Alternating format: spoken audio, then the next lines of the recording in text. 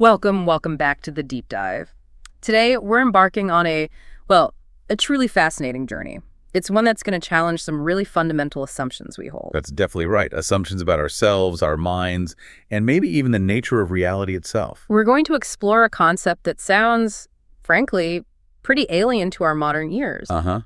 But it was absolutely central, completely fundamental to how some brilliant minds back in the Renaissance understood the world. Yeah, usually when we think about imagination, or maybe fantasy, we see it as purely internal, right? Yeah. Something whimsical, maybe, just happening inside our own heads. Exactly. It's subjective, private, maybe even a bit insubstantial. Right, but imagine, just for a moment, a world where imagination wasn't just that private mental activity. Imagine it was considered a fundamental, almost physical process. A process that didn't just happen inside you, but actually actively connected you to the cosmos. And mediated by a kind of subtle substance. That's the leap we need to make. That's the core idea we're diving into today. It's pretty surprising, isn't it? This notion that imagination was a bridge, a vital link to reality itself. It really is. And to uncover this lost way of thinking, we're turning to a really profound work, Eros and Magic in the Renaissance by Ioan Couliano. And for this particular deep dive, we're really focusing in, laser-like, only on the foundational ideas laid out in the very first chapter. That's right, specifically pages 3 through 27. But really, the core concepts we're hitting today are concentrated heavily in those first few pages, especially pages 3 to 8. Okay, so pages 3 to 8. This opening section sets the whole stage, doesn't it? Introducing this historical concept of fantasy. Exactly. And it's crucial to get this fantasy not just as a mental faculty, but as this pervasive, powerful, almost physically conceived force in Renaissance thought. So our mission today, focusing on these initial pages, is to unpack the key ideas right from the start. We want to trace the history, the origins of this subtle concept Couliano calls the phantasmic pneuma. And understand how this single idea, right from the outset, becomes the thread connecting such diverse fields. I mean, philosophy, medicine, love, memory techniques, even magic, though we won't get deep into magic today, sticking to these first pages. But the foundation is laid here. We really want to be your guides, helping you step back into the mindset of these thinkers. To see the world through their eyes, a world where imagination wasn't just, internal reflection. It was an active, potent force. A force capable of engaging with reality itself. It really requires us to look beyond our modern definitions, our assumptions. And because we're dealing with these historical texts, often referencing Greek or Latin, we'll make sure to explain the complex terms. Give the necessary historical context, the linguistic background. Yeah, build a clear path through what can sometimes feel like pretty dense or unfamiliar material, especially with these foundational concepts. Think of us as translators then, not just of language, but of a whole forgotten conceptual framework. And understanding this fundamental concept, this phantasmic pneuma, is, as Couliano states very clearly right at the beginning, absolutely essential. Essential for grasping the entire system of Renaissance spiritual processes and their perceived unity. Precisely. Without getting this groundwork from pages 3 to 8, so much of their worldview just remains, opaque. Hard to penetrate. Okay. I find this blend, even just in these opening pages, of historical philosophy, early science, and the hints of what we'd later call magic, absolutely captivating. It really feels like unearthing a completely different layer of understanding, doesn't it? Yeah. About what it means to be human and interact with the world. And it truly reveals a fundamentally different ontological framework, just a completely different way of conceiving reality and our place in it. Compared to the assumptions we often just take for granted today. All right, let's unpack this then, starting right at the beginning of the book, page 3, with the author's own introductory notes. Yes. Ioan Couliano includes some really interesting personal reflections at the very start. They give us a glimpse into his perspective, his process writing this back in the early 1980s. He mentions being surprised, doesn't he, about the interest back then in things like mnemotechnics? Yeah, the art of memory. And that historical connection between sight and memory, he seems genuinely surprised it was gaining traction again. And there's that little touch of academic regret there, too, isn't there? That kind of scholarly honesty. He wishes he'd known about some more recent studies on these topics when he was originally writing. Studies that probably came out after his main research was done. He even jokes about it, saying he probably won't have time to incorporate them now, and reincarnation isn't the solution. It's a nice moment of humility. Yeah. It shows research is always ongoing, connecting historical studies to newer fields, maybe like cognitive science. It also highlights that even things that seem niche, like ancient memory techniques, have this surprising, persistent relevance. Definitely. But more importantly, right there on page 4, he lays out his core purpose for the whole book. He says explicitly his aim isn't just to describe the content of the texts he studied. No, he wants to go deeper, to understand the true meaning and, crucially, the underlying cultural assumptions, the presuppositions behind those ideas. And he identifies this doctrine, the phantasmic pneuma, as absolutely central to unlocking that understanding. This is such a critical point for us, for you listening, as we go through this. He knows, he anticipates, that some concepts in these old sources might seem, well, shocking, or just plain bizarre to a modern reader. Yeah, how does he handle that? He addresses it directly. He says he'll let the text speak for themselves. His role, and by implication, our role as readers, isn't to judge or endorse. Right. It's to take on the burden of understanding them in letter and in spirit on behalf of the reader. That's a really vital distinction. We're not here to say, oh, they were wrong, or this sounds crazy. No, the goal is to understand these ideas as they were understood by the people who held them within their own context. Exactly. It allows us to explore potentially strange, maybe even unsettling ideas with a kind of scholarly detachment. It sets the stage for exploration rooted in historical understanding, not modern critique. And then on page 5, there's that lovely little anecdote he shares. Oh yeah, the young archaeologist in Chicago. She looks at the modern skyline, all these huge buildings, and asks if someday they'll just be rubble, like the ruins she studies. Right. And Couliano's first reaction is almost flippant, you know. There would be a lot of work for people like you, meaning archaeologists digging through the rubble later on. But then he reflects on it. He does. He realizes her simple question opened up unfathomed deeps. And he turns that into an invitation for the reader. An invitation to look into these deeps of history with him. And that's exactly what we're doing right now. This deep dive is our response to that invitation. Looking beneath the surface of our own assumptions, exploring the conceptual structures buried in the past. So let's accept that invitation and dive right into the core concept itself, the phantasmic pneuma, introduced right there on page 5. This is presented as the absolute cornerstone, the key, really, that unlocks the understanding of Renaissance spiritual processes and, crucially, their perceived unity. Without grasping this concept, he suggests their whole worldview remains pretty inaccessible. That's the argument, yeah. So let's break down the term itself. Pneuma. It sounds fundamental. What does that Greek word actually mean? P-N-E-U-M-A, pneuma. Right, pneuma. It's ancient Greek and it has a range of meanings. Breath, spirit, soul. But in the specific context we're exploring here, the phantasmic pneuma, Yes. it refers more specifically to a subtle substance, a highly rarefied substance. Think of it as a vital spirit, maybe a kind of subtle body or a pneumatic substance. Its main function is as an intermediary. Okay, an intermediary. Between what, exactly? Historically, it was conceived as the link, the bridge between the purely material, the gross physical body, and the immaterial soul or intellect. Ah, okay, so it connects body and soul. Body and soul, yes, but also more. It was thought to carry information and influence between these different levels of existence, from the external world to the internal mind, for instance. And potentially from other sources, too, like celestial bodies. Or even spiritual entities, yes, to human capacities, human perceptions. It's the medium through which these interactions were thought to happen. So it's definitely more than just air we breathe. It's like a spirit-infused air, a vital medium that allows different realms to interact. Precisely. It's a really key concept for understanding how internal mental states, thoughts, imagination, desires could be seen as actually interacting with external reality. And Couliano makes it clear right on page 5, this wasn't a Renaissance invention. Not at all.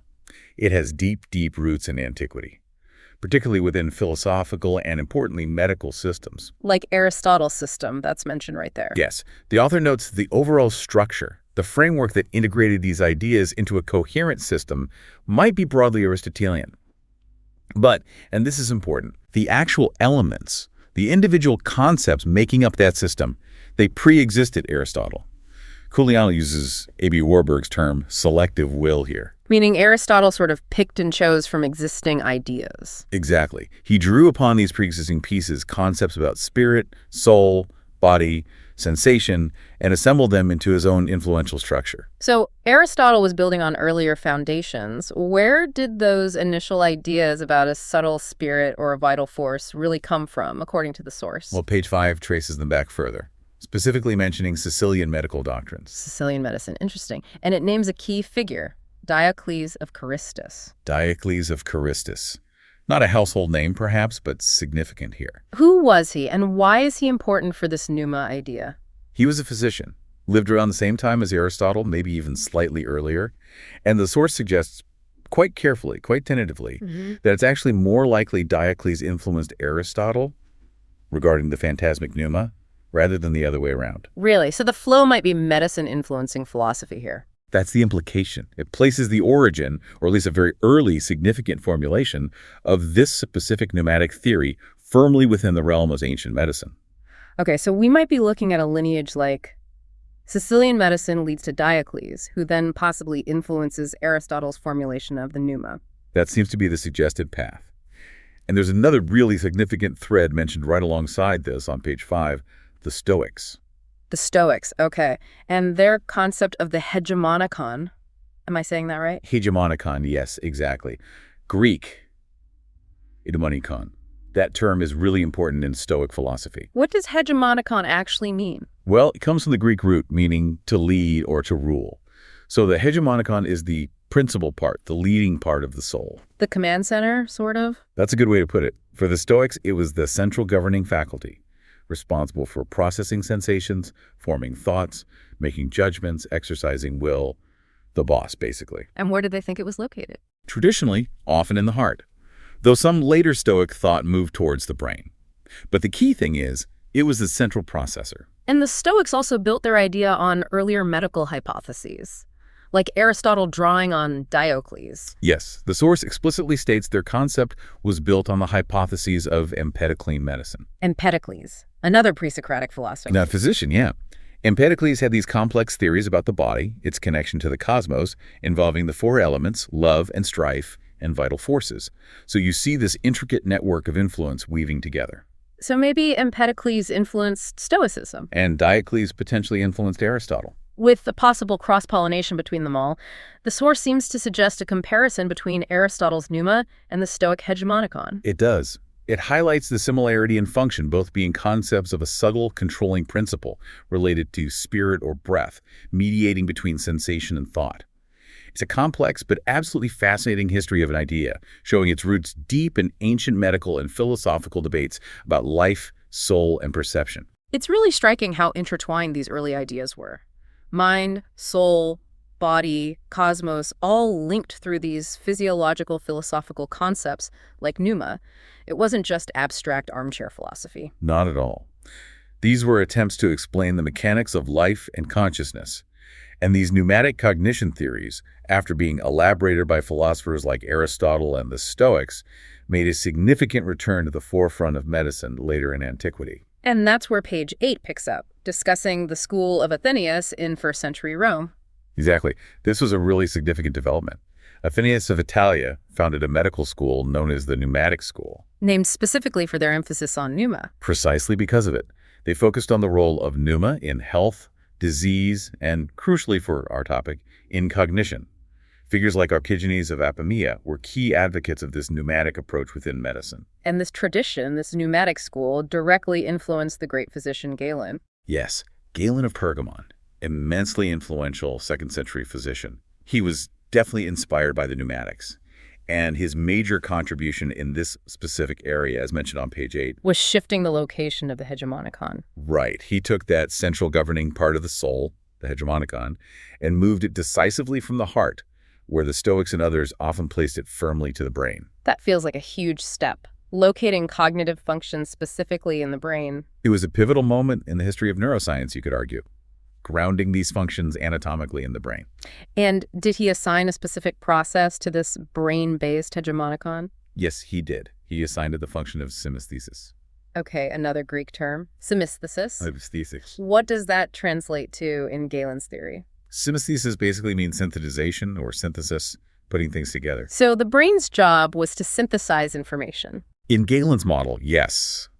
The brain's hegemonicon was responsible for synthesizing, integrating, combining the sensory information received from the external world, information that was believed to be carried via that pneumatic spirit we've been talking about. Ah, so the pneuma brings the raw data from the senses. And the brain, specifically the hegemonicon within the brain, processes it, synthesizes it, turns it into coherent perception. Okay, so we've traced this ancient idea of a subtle spirit through various philosophical schools, medical schools, culminating in Galen's really influential model, pneuma carrying sensory data, brain synthesizing it. How did these complex ideas then survive the fall of Rome and bridge the gap into the Middle Ages and eventually the Renaissance? That's the next crucial step. The medieval transmission, also covered briefly right there on page 8. These concepts were largely preserved and passed down to Western Europe, primarily through translation. Translation from Greek. Mostly through translation from Arabic into Latin. Ah, okay. And the source highlights figures like Constantine the African. Yes, Constantine the African. He was an 11th century physician, born in Carthage, North Africa, played a really crucial role. Oh, so. He traveled extensively in the East, apparently learned Arabic, acquired numerous Arabic medical and philosophical texts. Then he eventually settled at the great monastery of Monte Cassino in Italy. Monte Cassino, the famous Benedictine abbey. That's the one. And there, he dedicated himself to translating these Arabic works into Latin. This was vital because Arab scholars had meticulously preserved, commented upon, and often significantly expanded on many classical Greek ideas, including these pneumatic theories. So the knowledge wasn't lost, it was actively being developed in the Islamic world. Absolutely. And Constantine's translations brought a huge amount of this material back into the Latin West. And these translations then had a significant impact on major medieval European thinkers. Immense impact. Through Constantine's work and others doing similar translations, major figures like Albert the Great, Roger Bacon, Thomas Aquinas, they were exposed to these sophisticated theories about the soul, the body, pneumatic processes, sensation, cognition. It fed directly into scholastic philosophy and natural philosophy. Completely. The source also mentions Gerard of Cremona, another key translator, working in 12th century Toledo. Toledo in Spain, another major center for translation. Exactly, a real melting pot of cultures and knowledge. Gerard was incredibly prolific. His translations of Avicenna's medical and philosophical works were especially important. Avicenna, the great Persian polymath. Right. And by Avicenna's time, the theory of phantasmic synthesis, that process of integrating sensory data via the pneuma, and even the idea of different functional areas or compartments within the brain related to imagination and memory, these were already well-established, almost commonplace ideas in the Arabic tradition. So Gerard's translations brought these refined concepts into Latin. Yes, making them accessible to medieval scholars. This ensured that these ancient concepts, filtered through Arabic commentary and development, were actively circulating and being integrated into medical and philosophical thought before the Renaissance properly began. So it wasn't like Renaissance thinkers suddenly rediscovered Aristotle or Galen from scratch. Not at all. They were inheriting a living tradition, one that had been transmitted and elaborated through the medieval period, largely thanks to these translations from Arabic.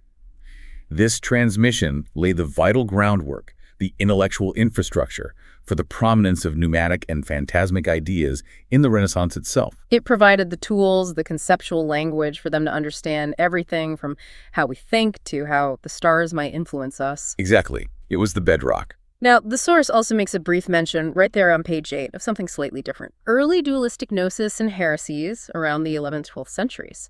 This seems a bit of a detour from the main line of pneumatic theory we've been tracing. It is somewhat distinct, yeah. Couliano includes it very briefly, likely to provide some context for the broader intellectual and spiritual landscape of the period. It's a reminder, really. A reminder of what? That alongside the mainstream scholastic traditions that were transmitting Aristotelian and Galenic ideas, there were also these diverse, sometimes quite radical, non-traditional spiritual movements bubbling up. Like Catharism, which the source links to Bogomilism from Eastern Europe. Yes, Catharism is presented as a Western branch of the Bogomil movement.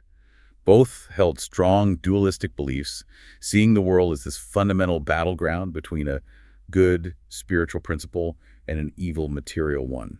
And the source lists various examples of these groups, and they're often quite austere beliefs. Right. The Orleans group, for instance, practicing severe asceticism, ancretism, vegetarianism, and docetism. Docetism, that's the belief that Christ's body wasn't real, just an illusion. Exactly, denying the physical reality of Christ.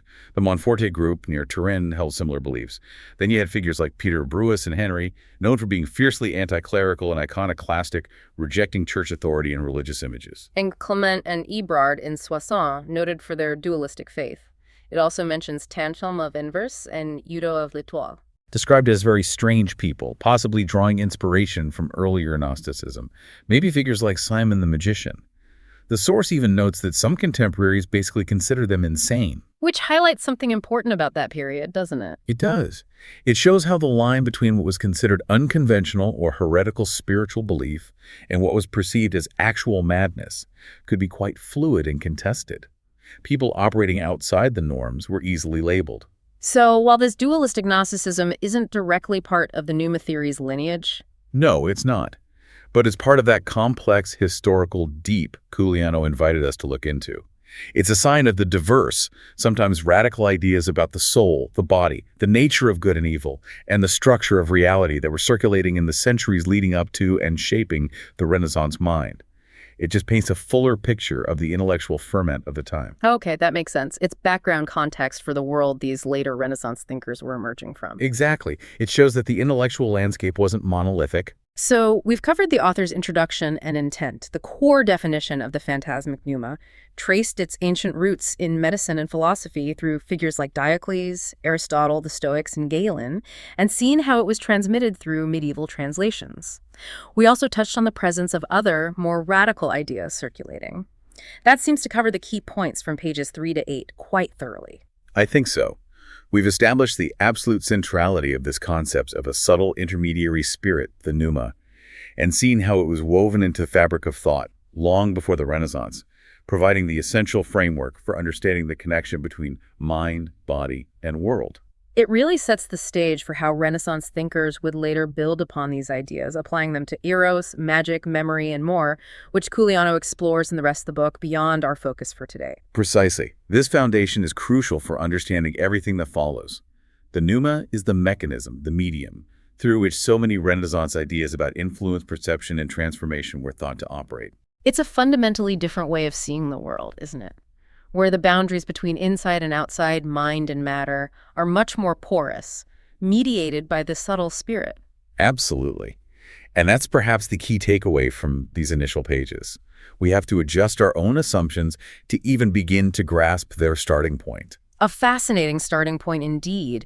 It makes you wonder how differently you'd experience reality if you genuinely believed your imagination wasn't just in your head, but was actively interacting with the world through a subtle, vital substance connecting you to everything else.